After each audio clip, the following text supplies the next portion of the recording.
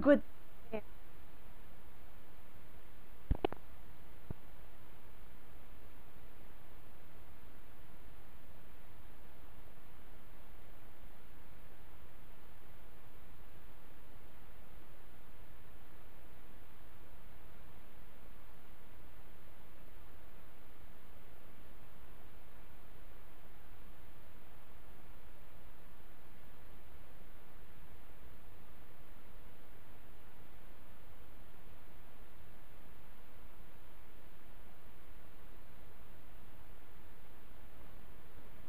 You may think I must be crazy, but that's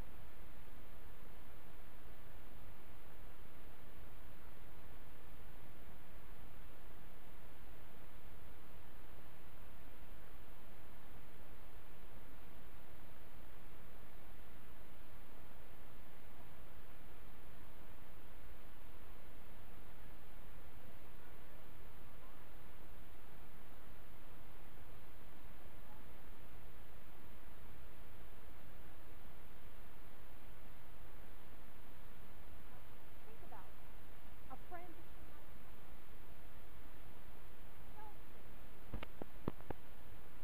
might giving you critiques and criticisms. Here's how to live your life. Here's how you should think.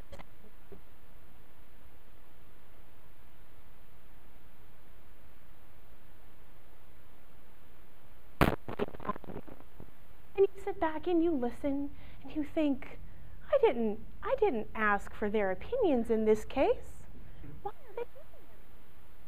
But it seems like wherever we go, we have opinions of others pressed upon ourselves too much because they are trying to give you the wisdom that they've learned over the lifetime of the experience that they've had. Now, think about perhaps a boss that you might have that's going to tell you not only what to do, but how to do it. Brick by brick, inch by inch, every path that they want is laid out. No need for thinking here, people. No need for creativity. This is exactly how you're going to do this job. See how they're being so giving. They're thinking, oh, of you. You don't trust the worker to come up with the solution. Just tell them every little nail on how the project is going to be done. They're just so giving. Maybe it's a friend, a coworker that wants to tell you how to think, how to behave, how to believe. And you know they're thinking of you. Maybe it's a politician. Policymakers all over the world are trying to tell people how to behave, what to drive, what to eat, what to believe. We're inundated by all this. But the true act of listening to all these people, it's okay. What I'm telling you today is it is okay to sit back and listen to somebody spiel and take the little kernel of truth that is there. For in every advice, every critique, every criticism, there's a little kernel of knowledge. Maybe very little, depending on who you're talking to. But it's there. And so it is okay for all of us in this room to just take it and never give them any advice back, never give them any constructive criticism. No need to share your values onto them. They don't care. Even here in Toastmasters, in about 15, maybe 20 minutes time, Bet will be standing up here selflessly giving me criticism.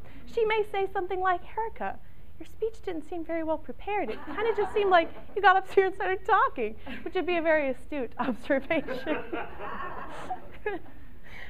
But here there's a balance, see, because one day Bet is going to be over here, and I am going to be over there, and it's going to be my turn to give her some criticism. So here in Toastmasters, we have a bit more of a back and forth. We give, but we also get. And that's a good way, and that's a good way to communicate and to listen to other people. Now, this past Christmas, I reread Charles Dickens' A Christmas Story.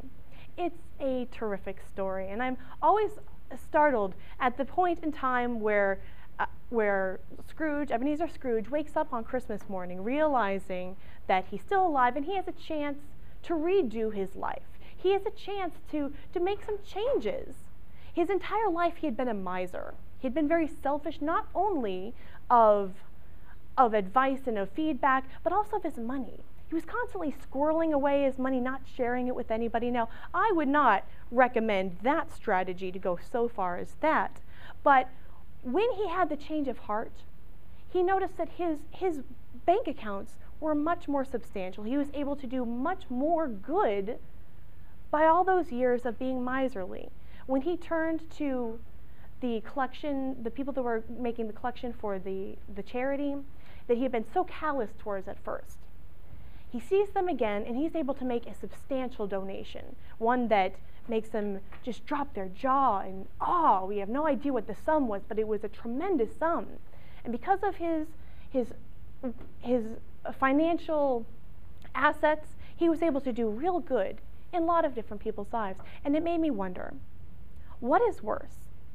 Going through life and giving and giving and giving to the point where we can't take care of anybody, not even ourselves, or saving, accepting, receiving, and then when the time comes, you can do a genuine act of good with your resources. And it makes me think in the same way that I think selfishness can be a good thing. When you are eventually called upon to stop being selfish and to actually give back some feedback from the years of long and arduous hours of practice of being selfish, you'll discover that the feedback that you have to give is not only more refined and more genuine, but more concentrated and more productive. And so I hope that all of you today will join me in accepting the criticism, the feedback, the evaluation, the beliefs from everyone into yourself. And when it is your time to speak, you'll find that you have more worthy things to say.